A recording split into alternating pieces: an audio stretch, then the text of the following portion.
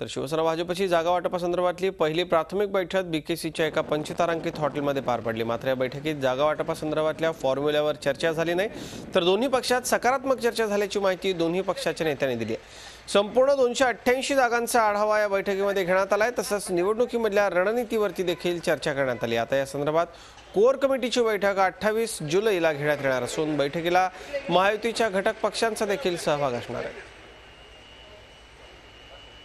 आम्ही सर्व लोक महायुतीमध्येच निवडणुका लढणार असा ठाम निर्णय आम्ही घेतलेला आहे।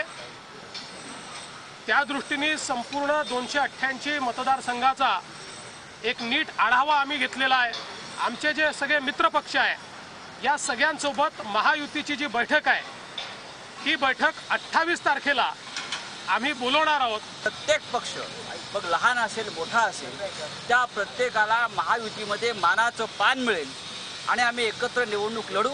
आज कुठली चर्चा नाही, निवडणूक एकत्र लढायची, महायुती म्हणून लढायची आणि महायुती म्हणून महाराष्ट्र सत्तेवर यायचं अशा प्रकारे। झी 24 तास रहा एक पाऊल पुढे।